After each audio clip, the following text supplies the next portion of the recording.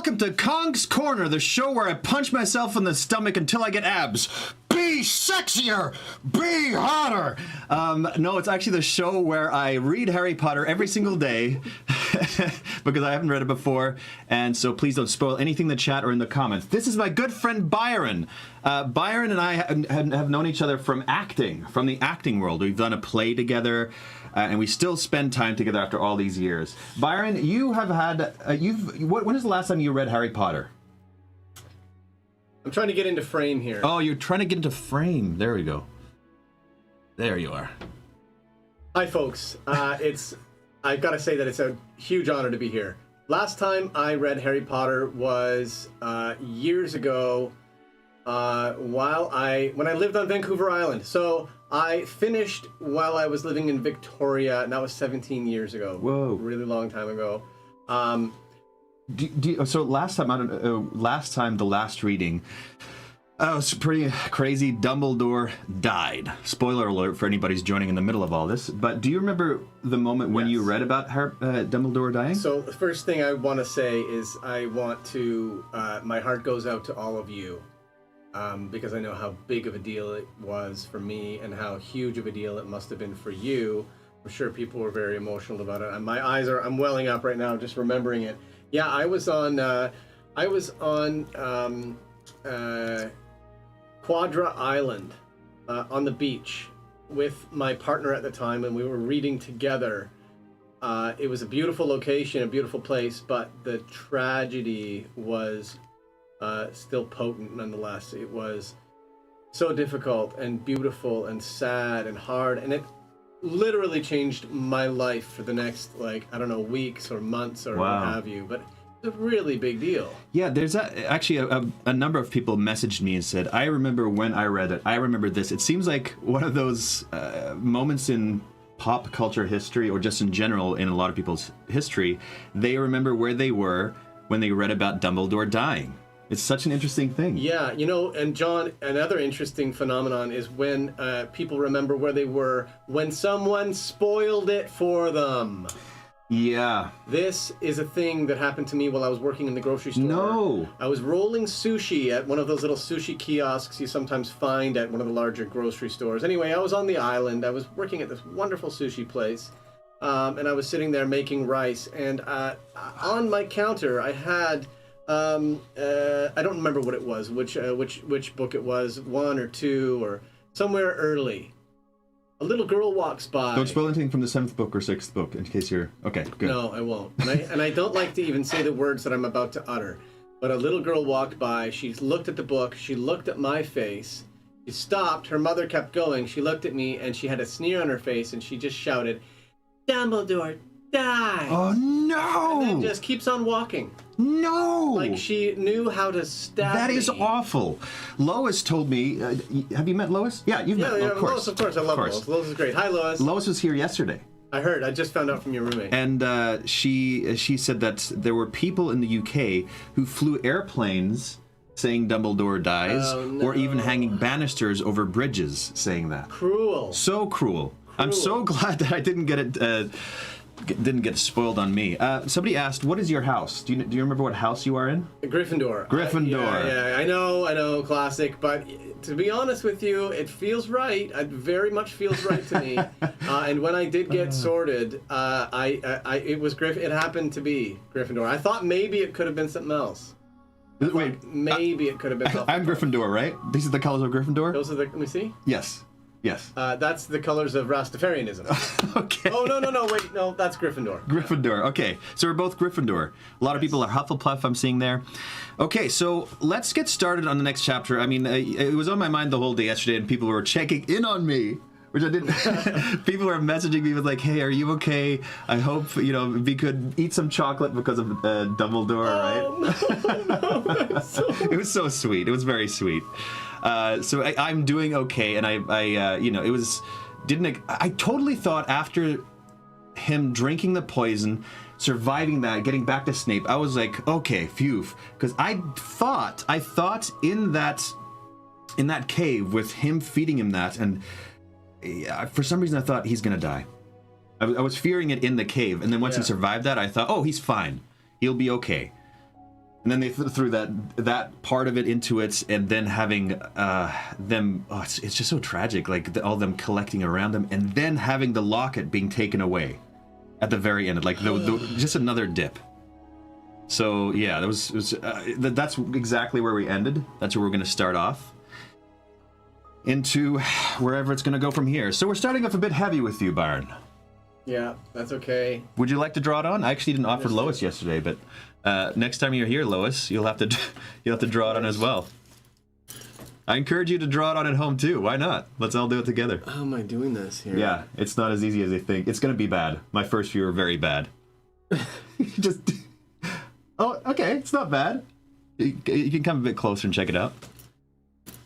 It's all right. It's all right. That's okay. I just need the glasses. Byron, everybody. How dare John Voth. Hi, everybody. Hi, everybody. Okay, let's get this started. Oh, one more thing before we get started. Yeah. I don't really know what you'd like from me, but I want you to know that if you need me to read or to be a character or to join in any way, I'm here to do that. Yeah. There might be that might be a fun thing. Grab the book. I have the actual book somewhere there. And we're at chapter 29, the Phoenix Lament.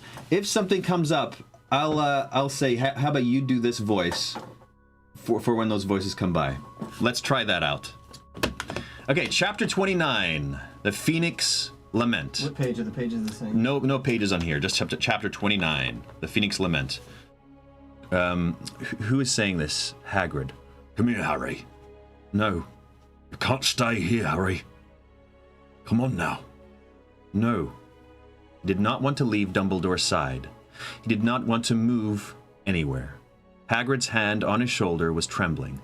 Then another voice said, I don't know who this is. Harry, come on. A much smaller and warmer hand had enclosed his and was pulling him upwards. This is one of my favorite chapters in the entire series. Byron, I love more than John. Somebody said, who said that? Byron, I love more than John, says Barbara Barretto. I'm sorry, this is like such a sad moment. That threw it off.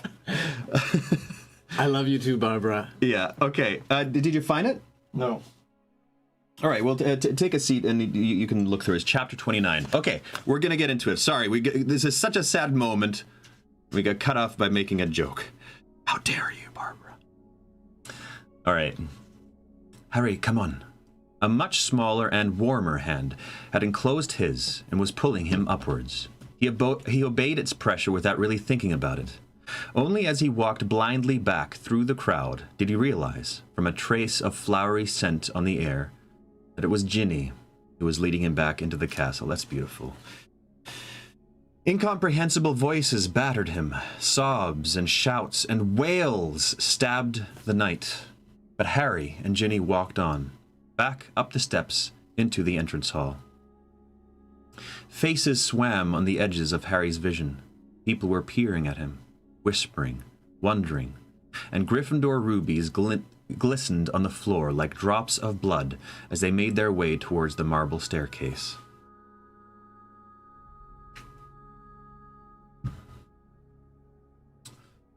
We're going to the hospital wing, said Ginny. I'm not hurt, said Harry. It's McGonagall's orders, said Ginny. Everyone's up there.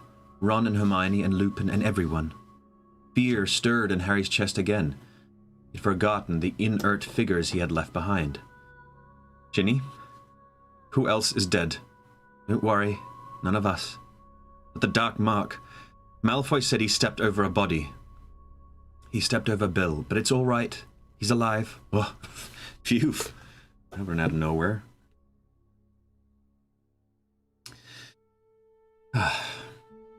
There was something in her voice, however, that Harry knew boded ill. Are you sure? Of course I'm sure. He's a bit of a mess, that's all. Greyback attacked him. Madame Pomfrey says he won't look the same anymore. Ginny's voice trembled a little. We don't really know what the after effects will be. I mean, Greyback being a werewolf, but not transformed at the time. But the others, there were other bodies on the ground. Okay, what? Oh, he might be transformed into a werewolf? Bill might become a werewolf. Oh, shoot. But the others, there were other bodies on the ground. Neville's in the hospital wing, but Madame Pomfrey thinks he'll make a full recovery. And Professor Flitwick was knocked out, but he's all right, just a bit shaky. He insists on going off to look after the Ravenclaws. And the Death Eater's dead. He got hit by a killing curse the huge blonde one was firing off everywhere. Harry, if we hadn't had your Felix potion, I think we'd all have been killed. But everything seemed to just miss us. Oh, that's crazy. They had reached the hospital wing. Pushing open the doors, Harry saw Neville lying, apparently asleep, in a bed near the door. Oh no. Ron, Hermione, Luna, Tonks, and Lupin were gathered around another bed near the far end of the ward. At the sound of the doors opening, they all looked up. Hermione ran to Harry and hugged him. Lupin moved forwards too, looking anxious. Are you all right, Harry? I'm fine. How's Bill? Nobody answered. Harry looked over Hermione's shoulder and saw an unrecognizable face lying on Bill's pillow, so badly slashed and ripped that he looked grotesque. Oh, jeez. Madame Pomfrey was dabbing at his wounds with some harsh-smelling green ointment. Harry remembered how Snape had mended Malfoy's Sectum Sempra wounds so easily with his wand. Can't you fix them with a charm or something? He asked the matron. No charm will work on these, said Madame Pomfrey. I've tried everything I know, but there's no cure for werewolf bites. But he wasn't bitten at the full moon, said Ron, who was gazing down into his brother's face as though he could somehow force him to mend just by staring. Ryback hadn't transformed, so surely Bill won't be a real... He looked uncertainly at Lupin. No, I don't think that Bill will be a true werewolf, said Lupin. But that does not mean there won't be some contamination. Those are cursed wounds. They are unlikely ever to heal fully. And Bill might have some wolvish characteristics from now on. Dumbledore might know something that'd work, though, Ron said. Where is he? Oh, Ron doesn't know. Ron doesn't know.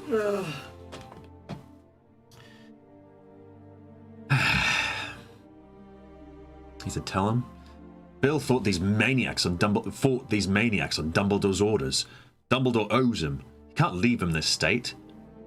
Ron, Dumbledore's dead, said Ginny. No! Lupin looked wildly from Ginny to Harry, as though hoping the latter might contradict her. But when Harry did not, Lupin collapsed into a chair beside Bill's bed, his hands over his face. Harry had never seen Lupin lose control before. He felt as though he was intruding upon something private, indecent. He turned away and caught Ron's eye instead, exchanging in silence a look that confirmed what Harry had said. How did he die? Whispered Tonks. How did it happen? Snape killed him, said Harry. I was there. I saw it. We arrived back on the astronomy tower, because that's where the mark was. Dumbledore was ill, was weak. I think he realized it was a trap when we heard footsteps running up the stairs. He immobilized me. I couldn't do anything. I was under the invisibility cloak. And then Malfoy came through the door and disarmed him. Hermione clapped her hands to her mouth, and Ron groaned. Luna's mouth trembled. More Death Eaters arrived, and then Snape. And Snape did it. The Avada Kedavra. Harry couldn't go on. Madame Pomfrey burst into tears. Nobody paid her any attention except Ginny, who whispered, Shh, listen. Gulping, Madame Pomfrey pressed her fingers to her mouth, her eyes wide. Somewhere out in the darkness, a phoenix was singing in the way Harry had never heard before. A stricken lament of terrible beauty. And Harry felt as he had felt about Phoenix Song before, that the music was inside him, not without. It was his own grief turned magically to song that echoed across the grounds and through the castle windows. Ugh. Come on, that's like I know. It's like layering on this sadness upon sadness. Like how deeply they're feeling it. It's just tragic. It's so tragic. And of course, yeah, the bird fox. he's feeling it even more intensely too. He was his companion for how many years? I don't know. How many years did he have Fox? I don't remember what he said, but a long time. A long time ago, right? I think so. Man. How long they all stood there, listening, he did not know, nor why it seemed to ease their pain a little to listen to the sound of their mourning. But it felt like a long time later that the hospital door opened again, and Professor McGonagall entered the ward. Like all the rest, she bore marks of the recent battle. There were grazes on her face, and her robes were ripped. Molly and Arthur are on the way, she said, and the spell of the music was broken. Everyone roused themselves as though coming out of trances, turning again to look at Bill, or else to rub their own eyes, shake their heads. Who's saying this? Harry, what happened? According to Hagrid, you were with Professor Dumbledore when it happened. He says Professor Snape was involved in some... Snape killed Dumbledore, said Harry. She stared at him for a moment, then swayed alarmingly. Madame Pomfrey, who seemed to have pulled herself together, ran forwards, conjuring a chair from thin air, which he pushed under McGonagall. Snape, repeated McGonagall faintly, falling into the chair. We all wondered, but he trusted... always... Snape. Can't believe it. Snape was a highly accomplished occlumens, said Lupin, his voice uncharacteristically harsh. We always knew that.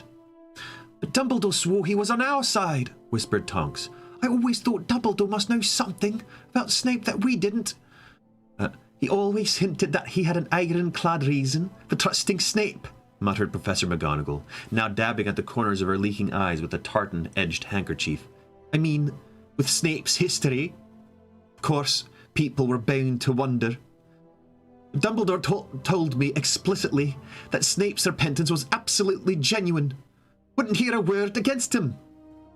I'd love to know what Snape told him to convince him, said Tonks. I know, said Harry, and they all turned to stare at him. Snape passed Voldemort the information that made Voldemort hunt down my mum and dad. Then Snape told Dumbledore he hadn't realized what he was doing. He was really sorry he'd done it, sorry that they were dead. And Dumbledore believed that, said Lupin incredulously. Dumbledore believed Snape was sorry James was dead. Snape hated James. And he didn't think my mother was worth a damn either, said Harry, because she was muggle-born. Mudblood, he called her. Nobody asked how Harry knew this. All of them seemed to be lost in horrified shock, trying to digest the monstrous truth of what had happened. It's just like, man, it's just sitting in this sadness for quite a while. This isn't the... I mean, once this happens, like in life, we go to sleep, and we wake up, and it all comes back to us again. Right, in waves and waves and waves. You think it's over, and then another wave of realization comes, of melancholy sweeps over us, and then it slowly, it never just disappears. There's a slow transition into this pain and melancholy being part of the landscape. Yeah. And that's I'm not giving anything away. No. That's like fine. Like any that's wonderful fine. person in any story, real or made up. We're taking a short break here because I read this really interesting response. Somebody asked online, how do I deal with pain? Yeah. And this 85-year-old man, he says, I'm 85 years old. I have had many family members, friends, close ones, loved ones die. And I'm at the age where more and more of them die. Mm-hmm. And the person asking was, how do I deal with this pain? I don't think I can handle it. And he described it with waves. He said, at first, you're in the middle of these turbulent waters. Waves come crashing down on you all the time. You just say, I don't know how I can survive this. I don't know how I'm going to live past this. I'm going to drown. And then slowly the waves come longer and longer apart. They're no longer 20 feet high. They might be 10 or 5 feet. And they come slower and slower, but they always keep coming. but they're just further and further apart. So you can also see them coming now, because it might be a birthday of the person, or it might be a location that you're passing by, etc., etc. But you can see it coming, and you know how to deal with it better. And then he said, this is the most beautiful part, he says, and these are all people that you've loved dearly. If you're lucky, by the end of it, and have loved you dearly, if you're lucky, by the end of your life, you're going to have many, many shipwrecks. It was like, it's so beautiful. Because then you have so many people that have loved you. You will go through those times, but it's worth it because you had those people that you loved. Anyway, I know that's not the book, but I thought it's a beautiful thing to share, especially around a lot of people feeling this around Dumbledore when they read it. It's so prescient. It applies to this story like it applies to our lives. I'm never going to forget that, because waves, they're ubiquitous. They're in every story. They're in everyone's life who's been near the water. Yeah. And they're in, they're everywhere. Yeah. And it's just like that. It's beautiful. I feel that was a nice way to give respect to the heaviness of Dumbledore dying.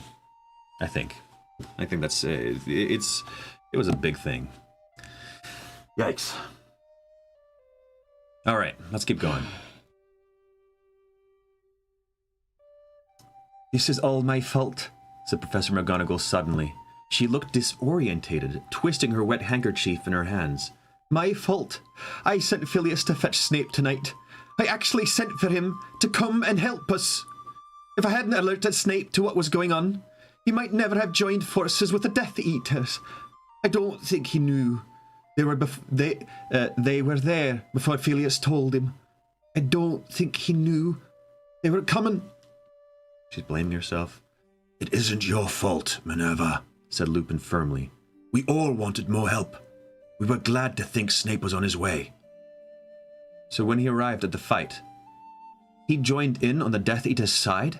Asked Harry, who wanted every detail of Snape's duplicity and infamy, feverishly collecting more reasons to hate him, to swear vengeance. Hey, somebody said really shortly, hi Byron, I didn't know if you remember, but when you did the Game of Thrones reading on Instagram, I was one of your viewers. Who's that? The Night Owl Nerd. Oh, it's so lovely to hear from you again. I remember you well. Byron started Game of Thrones when the pandemic hit, but then things got busier, your job swung around. Yeah, and I wasn't so good at collecting viewers. And it became so that it was hard. It was hard to commit that time. Yeah. On a that makes day sense. Off. But he's an excellent actor. Go follow him on Instagram, Byron Noble. Noble Byron. Noble Byron is Noble my Byron handle, yeah. Okay, so it's not your fault. So did he join in when the Death Eaters arrived? I don't know exactly how it happened, said Professor McGonagall distractedly. It's all so confusing. Dumbledore had told us that he would be leaving the school for a few hours, and that we were to patrol the corridors just in case. Remus, Bill, and Fedora were to join us, and so we patrolled. All seemed quiet. Every secret passageway out to the school was covered. We knew nobody could fly in. There were powerful enchantments on every entrance into the castle. I still don't know how the Death Eaters can possibly have entered. I do, said Harry. And he explained, briefly, about the pair of vanishing cabinets and the magical pathway they formed. So they got in through the room of requirement. Almost against his will, he glanced from Ron to Hermione, both of whom looked devastated. I messed up, Harry, said Ron bleakly. We did like you told us. We checked the Marauders map, and we couldn't see Malfoy on it, so we thought he must be in the room of requirement, so me, Ginny, and Neville went to keep watch on it, but Malfoy got past us. He came out of the room about an hour after we started keeping watch, said Ginny. He was on his own, clutching that awful shriveled arm. His hand of glory, said Ron. Gives light only to the holder, remember? Anyway, Ginny went on, he must have been checking whether the coast was clear to let the Death Eaters out, because the moment he saw us, he threw something into the air, and it all went pitch black. Peruvian instant darkness powder, said Ron bitterly. Fred and George's. I'm going to be having a word with them about who they let buy their products. We tried everything. Lumos, Incendio, said Ginny. Nothing would penetrate the darkness. All we could do was grope our way out of the corridor again, and meanwhile we could hear people rushing past us. Obviously Malfoy could see because of that hand thing and was guiding them, but we didn't dare use any curses or anything in case we hit each other. By the time we reached the corridor, the light was light, they'd gone. Luckily, said Lupin hoarsely, Ron, Ginny, and Neville ran into us almost immediately and told us what had happened. We found out the Death Eaters minutes later, heading in the direction of the astronomy tower. Malfoy obviously hadn't expected more people to be on the watch. He seemed to have exhausted his supply of darkness powder. At any rate, fight broke out, they scattered, and we gave chase. One of them, Gibbon, broke away and headed up the tower stairs. To set off the mark? Asked Harry. He must have done, yes. He must have arranged that before they left the room of requirement, said Lupin. But I don't think Gibbon liked the idea of waiting up there alone for Dumbledore, because he came running back downstairs to rejoin the fight and was hit by a killing curse that just missed me. So if Ron was watching the room of requirement with Ginny and Neville, said Harry, turning to Hermione, were you outside Snape's office? Yes, whispered Hermione, her eyes sparkling with tears. With Luna, we hung around for ages outside it and nothing happened. We didn't know what was going on upstairs. Ron had taken the Marauder's map. It was nearly midnight when Professor Flitwick came sprinting down into the dungeons. He was shouting about Death Eaters in the castle. I don't think he really registered that Luna and I were there at all. He just burst his way into Snape's office and we heard him saying that Snape had to go back with him and help. And then we heard a loud thump and Snape came hurtling out of his room and he saw us and... What? Harry urged her. I was so stupid, Harry, said Hermione in a high-pitched whisper. He said Professor Flitwick had collapsed and that we should go take care of him while he went to help fight the Death Eaters. She covered her face in shame and continued to talk into her fingers, so that her voice was muffled.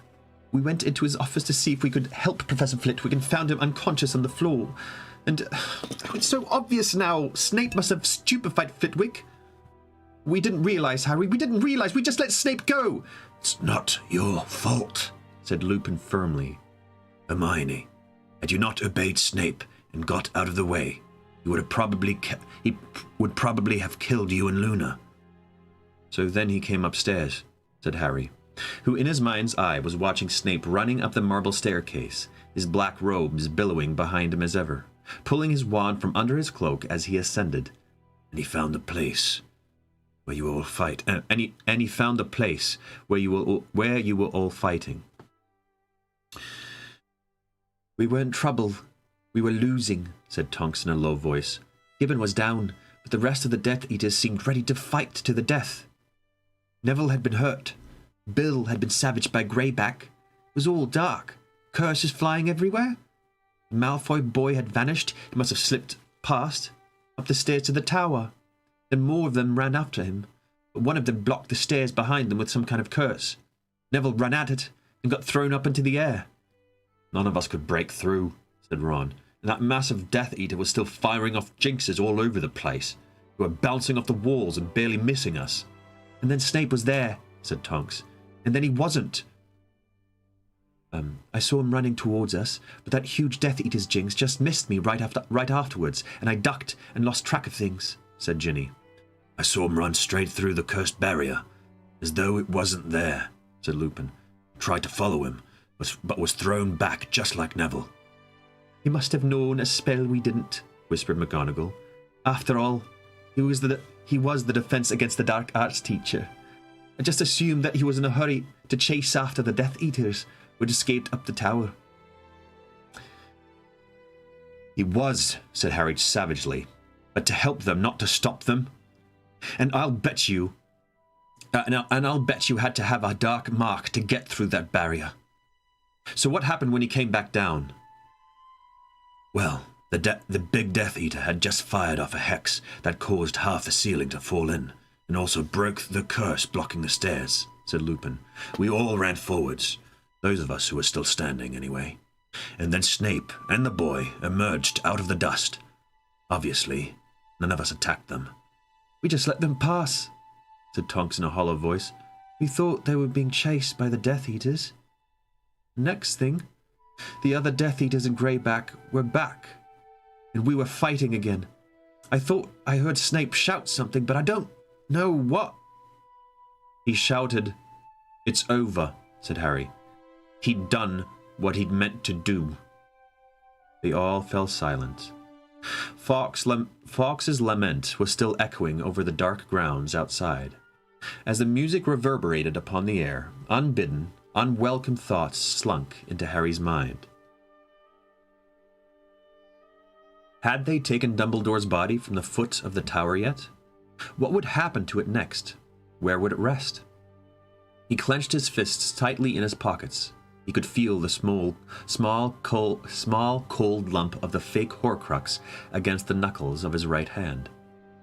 The doors of the hospital wing burst open, making them all jump. Mr. and Mrs. Weasley were striding up the ward, Fleur just behind them, her beautiful face terrified. Oh no, the parents have to see Bill now. I didn't think of that. I didn't think that the son is lying there. Well, he's alive. Ah, man. Anytime Molly gets sad, I get sad. Interesting. The mother figure. Oh man, it's every single time. Yeah. Molly, Arthur, said Professor McGonagall, jumping up and hurrying to greet them. I am so sorry. Bill, whispered Mrs. Weasley, darting past Professor McGonagall as she caught sight of Bill's mangled face. Oh, Bill! Lupin and Tonks had got up hastily and retreated so that Mr. and Mrs. Weasley could get nearer to the bed. Mrs. Weasley bent over her son and pressed her lips to his bloody forehead. You said Greyback attacked him. Oh no, it's Mr. Weasley. You said Greyback attacked him? Mr. Weasley asked Professor McGonagall distractedly. But he hadn't transformed. So what does that mean? What will happen to Bill? We don't know. We don't yet know, said Professor McGonagall, looking helplessly at Lupin. There will probably be some contamination, Arthur, said Lupin. It is an odd case. Possibly unique. We don't know what his behavior might be like when he wakes up. Ooh. Oh no. Oh, that sucks. That sucks so bad.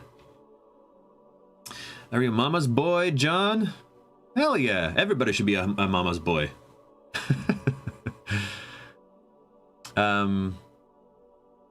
Mrs. Weasley took the nasty-smelling ointment from Madame Pomfrey and began dabbing at Bill's wounds.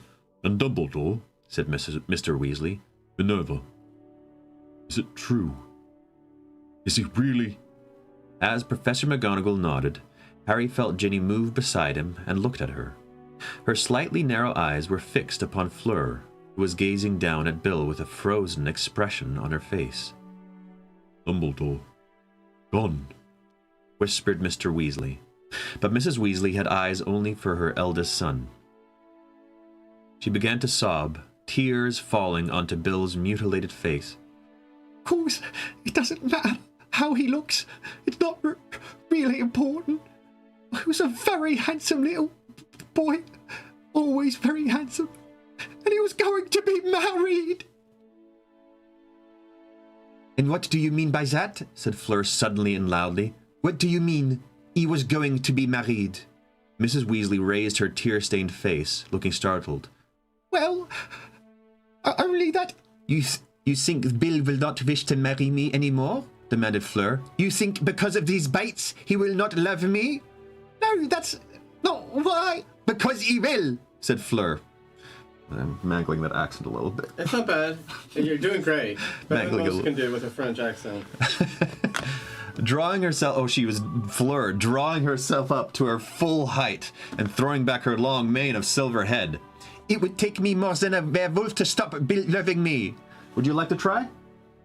With Fleur's voice? Yeah. Sure. Okay, so where I'm going from, well, yes, I'm sure, with Mrs. Weasley. Okay? Yeah. Oh, yes, I'm sure, said Mrs. Weasley. But I thought perhaps, given how he... You thought I would not wish to marry him? Or perhaps you hoped? Said Fleur, her nostrils flaring. What do I care how he looks? I am good looking enough for the both of us. I think.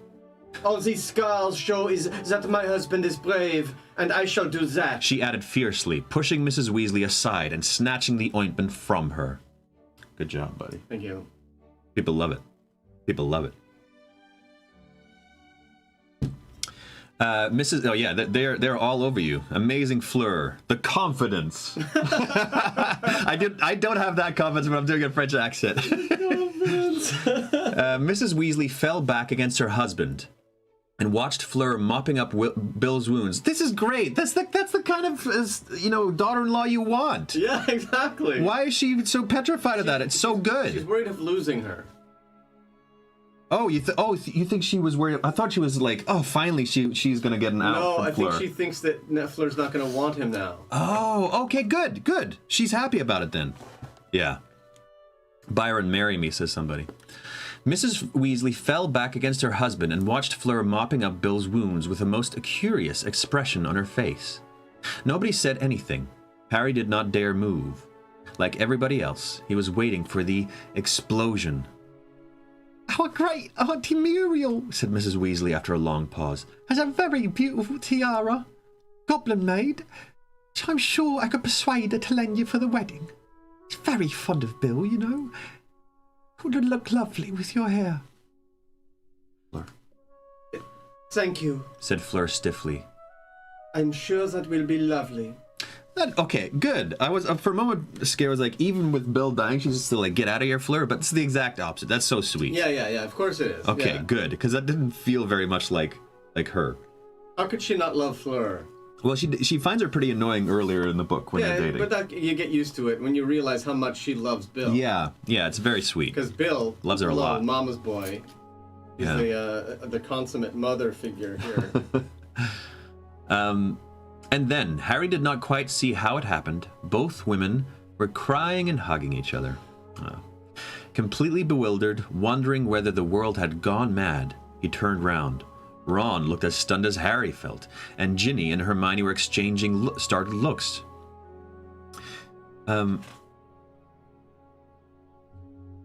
Who's saying this? Tonks. Oh, Tonks.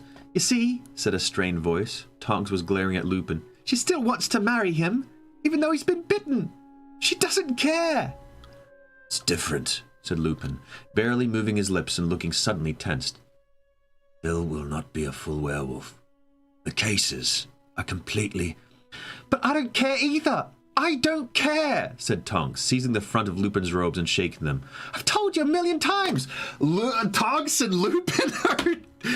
They're dating or something? Together. Oh, crazy. Yeah. What? Oh, come on now. So I get why... Don't reveal anything. I'm just wondering out loud. Last year, Tonks has been there this year, and she's getting thinner and thinner. But Lupin's not longer a teacher there this year, so for what reason she's there? Is something relating to Lupin for some reason? I don't know. Anyway, that's pretty cool. She's like, you idiot! Look, that's how it could work out. It's different. No, I couldn't possibly commit. I have commitment problems. And the meaning of Tonks Patronus and her mouse-colored hair, and the reason she had come running to find Dumbledore when she heard a rumor someone had been attacked by Greyback, all suddenly became clear to Harry. It had not been Sirius that Tonks had fallen in love with, after all. And I've told you 1,000,000 times, said Lupin, refusing to meet her eyes, staring at the floor, that I am too old for you. Too poor. Too dangerous. I've said all along you're taking a ridiculous line on this, Remus, said Mrs. Weasley over Fleur's shoulder as she patted her on the back. I am not being ridiculous, said Lupin steadily. Tonks deserves somebody young and whole. But she wants you, said Mr. Weasley, with a small smile. And after all, Remus, young and whole men do not necessarily remain so, He gestured sadly at his son, lying between them. Okay, he was saying that a bit too chipper. I was saying that a bit too chipper. That's okay. That's okay. I think it's okay. This is not the moment to discuss it, said Lupin, avoiding everybody's eyes as he looked around distractedly. Dumbledore is dead. Dumbledore would have been happier than anybody to think that there was a little more love in the world, said Professor McGonagall curtly, just as the hospital doors opened again and Hagrid walked in. The little of his face that was not obscured by hair or beard was soaking and swollen. He was shaking with tears. Oh, Hagrid! Yeah. Oh, a vast spotted handkerchief in his hand. I've done it, Professor. He choked. Moved him. Professor Sprout's got the kids back in bed. Professor Flitwick's lying down and he says he'll be all right in a jiffy, and Professor Slughorn says the ministry's been informed. Thank you, Hagrid, said Professor McGonagall, standing up at once and turning to look at the group around Bill's bed. I shall have to see the ministry when they get here. Hagrid, please tell the heads of house, Slughorn can represent Slytherin, that I want to see them in my office forthwith. I would like you to join us too. As Hagrid nodded, turned and shuffled out of the room again, she looked down at Hagrid. At Harry, sorry. Before I meet them, I would like a quick word with you, Harry. If you'll come with me. Harry stood up, murmured, "See you in a bit," to Ron, Hermione, and Ginny, and followed Professor McGonagall back down the ward. The corridors outside were deserted, and the only sound was the distant phoenix song. It was several minutes before Harry became aware that they were not heading for Professor McGonagall's office, but for Dumbledore's. And another few seconds before he realized that, of course, she had been deputy headmistress. Apparently, she was now headmistress. So the room behind the gargoyle was now hers. Damn, I didn't even think of that. McGonagall's headmistress. Yeah. Good. Couldn't be anybody better. I know. It's perfect. He thought ahead, of course. He's like, this is the perfect person. He employed the perfect person. He did think ahead. Oh. Yeah. In silence, they ascended the moving spiral staircase and entered the circular office. He did not know what he had expected. That the room would be draped in black, perhaps, or even that Dumbledore's body might be lying there. Ooh. In fact, it looked almost exactly as it had done when he and Dumbledore had left it mere hours previously. The silver instruments whirring and puffing on their spindle-legged tables, Gryffindor's sword in its glass case gleaming in the moonlight, a sorting hat on a shelf behind the desk. But Fawkes's perch stood empty. He was still crying his lament to the grounds. Ugh, awful. He was still crying, and a new portrait had joined the ranks of the dead headmasters and headmistresses of Hogwarts. Dumbledore was slumbering in a golden frame over the desk, his half-moon spectacles perched upon his crooked nose, looking peaceful and untroubled. Oh, I wonder if they can talk to him like this. After glancing once at this portrait, Professor McGonagall made an odd movement, as though steeling herself, then rounded the desk to look at Harry, her face taut and lined. "Harry," she said, "I would like to know what you and Professor Dumbledore were doing this evening when you left the school." "I can't tell you that, Professor," said Harry. He'd expected the question and had his answer ready. It had been here, in this very room, that Dumbledore had told him that he was to confide the contents of their lesson to nobody but Ron and Hermione. Yeah, but this is different. This is different. "Harry, it might be important," said Professor McGonagall. "It is," said Harry. "Very. But he didn't want me to tell anyone." Professor McGonagall glared at him. "Potter?" Harry registered the renewed use of his surname. "In the light of Professor Dumbledore's death, I think you must see that the situation has changed somewhat." "I don't think so," said Harry, shrugging. "Professor Dumbledore never told me to stop following his orders if he died. But there's one thing you should know before the Ministry gets here, though. Madame Rosmerta's under the Imperious curse. She was helping Malfoy and the Death Eaters. That's how the necklace and the poisoned mead—" "Rosmerta!" said Professor McGonagall incredulously. But before she could go on, there was a knock on the door behind them, and Professors Sprout, Flitwick, and Slughorn traipsed into the room, followed by Hagrid. was still weeping copiously, his huge frame trembling with grief.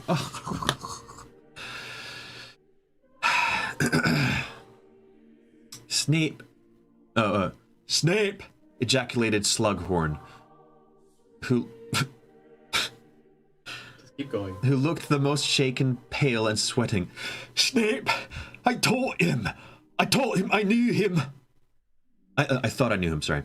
But before any of them could respond to this, a sharp voice spoke from high on the wall. A sallow-faced wizard with a short black fringe had just walked back into his empty canvas. Everard. I don't know who he is, so he's like a sallow-faced wizard with a short black fringe. Minerva, the minister will be here within seconds. He has just disapparated from the ministry. Thank you, Everard, said Professor McGonagall, and she turned quickly to her teachers. Where we go? Sorry, missed it. Okay.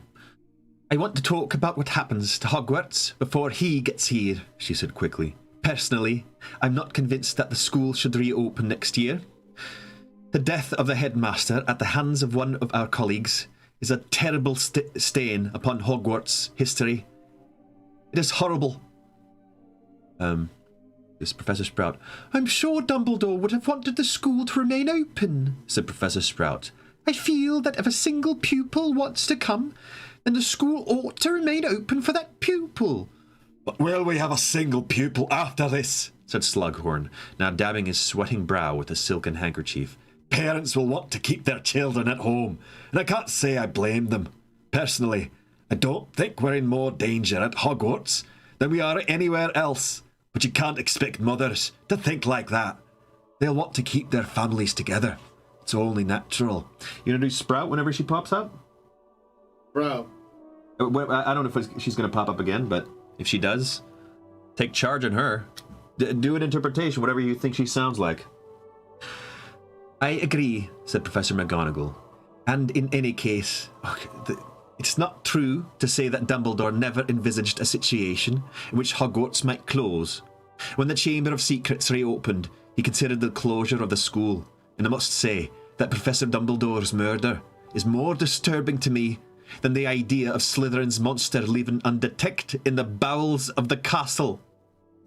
We must consult the governors, said Professor Flitwick in his squeaky little voice. He had a large bruise on his forehead, but seemed otherwise unscathed by his collapse in Snape's office. We must follow the established procedures. A decision should not be made hastily. Hagrid, you haven't said anything, said Professor McGonagall. What are your views? Ought Hogwarts to remain open? Wow, this is crazy. They're deciding it. Hagrid, who had been weeping silently into his large spotted handkerchief throughout his conversation, now raised puffy red eyes and croaked. I don't know, Professor. That's for the heads of house and the headmistress to decide. Professor Dumbledore always valued your views, said Professor McGonagall kindly. And so do I. Well, I'm staying, said Hagrid, fat tears still leaking out of the corners of his eyes and trickling down into his tangled beard. It's me home. It's been me home since I was 13. And if there's kids who want me to teach them, I'll do it. But I don't know. Hogwarts without Dumbledore. He gulped and disappeared behind his handkerchief once more, and there was silence. Very well, said Professor McGonagall, glancing out of the windows at the grounds, checking to see whether the minister was yet approaching. Then I must agree with Phileas that the right thing to do is to consult the governors, who will take the final decision. Now, as to getting students home, there is an argument for doing it sooner rather than later. We could arrange for the Hogwarts Express to come tomorrow, if necessary. What about Dumbledore's funeral? Said Harry, speaking at last. Well, said Professor McGonagall, losing a little bit of her briskness as her voice shook, I know that it was Dumbledore's wish to be laid to rest here, at Hogwarts, and that's what'll happen. Isn't it? Said Harry fiercely. If the Ministry thinks it appropriate, said Professor McGonagall. No other headmaster or headmistress has ever been... Hogwarts should be Dumbledore's final resting place, said Professor Flitwick. You missed a line. Oh, so... No other headmaster or No other headmaster or headmistress ever gave more to this school, growled Hagrid. Hogwarts should be Dumbledore's final resting place, said Professor Flitwick. Absolutely, said Professor Sprout. The big line. And in that case, said Harry, you shouldn't send the students home until the funeral's over. They'll want to stay. The last word caught in his throat. But Professor Sprout completed the sentence for him. goodbye. Well said, squeaked Professor Flitwick. Well said indeed. Our students should pay tribute. It is fitting. We can arrange transport home afterwards. Seconded. Barked Professor Sprout. Suppose. Yes, said Slughorn in a rather agitated voice, while Hagrid let out a strangled sob of assent. He's coming, said Professor McGonagall suddenly, gazing down into the grounds. Sorry. The Minister, by the looks of it, he brought a delegation. Can I leave, Professor? Said Harry at once. He had no desire at all to see or be interrogated by Rufus Scrimgeour tonight. You may, said Professor McGonagall, and quickly. She strode towards the door and held it open for him. He sped down the spiral staircase and off along the deserted corridor. He had left his invisibility cloak at the top of the astronomy tower, but it did not matter. There was nobody in the corridors to see him pass, not even Filch, Mrs. Norris, or Peeves. He did not meet another soul until he turned into the passage leading to the Gryffindor common room. Is it true? Whispered the fat lady as he approached her. Is it really true? Dumbledore dead? Yes, said Harry. She let out a wail and, without waiting for the password, swung forwards to admit him. As Harry had suspected it would be, the common room was jam-packed. The room fell silent as he climbed through the portrait hole. He saw Dean and Seamus sitting in a group nearby. This meant... Do you want to do Dean? He pops up? Sure, yeah. This meant that the dormitory must be empty, or nearly so. Without speaking to anybody, without making eye contact at all, Harry walked straight across the room and through the door to the boys' dormitories. As he hoped, Ron was waiting for him, still fully dressed, sitting on his bed. Harry sat down on his four-poster, and for a moment they simply stared at each other. Music's a bit happy? Okay, I'm going to change it to Lily's theme. They're talking about closing the school, said Harry. Lupin said they would, said Ron. There was a pause. You want to do Ron? Sure. Okay. There was a pause. So? Said Ron in a very low voice, as though he thought the furniture might be listening in. Did you find one? Did you get it? A Horcrux? Harry shook his head. All that had taken place around that black lake seemed like an old nightmare now. Had it really happened? Only hours ago? You didn't get it? Said Ron, looking crestfallen. It wasn't there? No, said Harry. Somebody had already taken it and left a fake in its place. Already taken? Wordlessly, Harry pulled the fake locket from his pocket, opened it, and passed it to Ron. The full story could wait. It did not matter tonight. Nothing mattered except the end. The end of their pointless adventure. The end of Dumbledore's life. R.A.B. Whispered Ron. Who was that? I don't know, said Harry, lying back on his bed, fully clothed, and staring blankly upwards. He felt no curiosity at all about R.A.B. He doubted that he would ever feel curious again. As he lay there, he became aware suddenly that the grounds were silent. Hawks had stopped singing. And he knew, without knowing how he knew it, that the Phoenix had gone, had left Hogwarts for good, just as Dumbledore had left the school, had left the world, had left Harry. Oh, that's so sad. It's so sad. Oh. This bird, it's just like Dexter. You know, you've seen videos of dogs lying by their masters, that kind of stuff. It's like just such a connection. Oh, it's so sad. Oh. We're going to end there today. It's the end of the chapter. Next chapter is chapter 30, The White Tomb. Oh. Well, don't tell me anything. No hints. No, there's no hints. Just... Man, that was just a chapter full of sadness. I want everyone who's listening here to don't try to distract yourself with other things. Let this sadness be in you and let it wash over you like a wave. And learn to let it in. Let it be with you.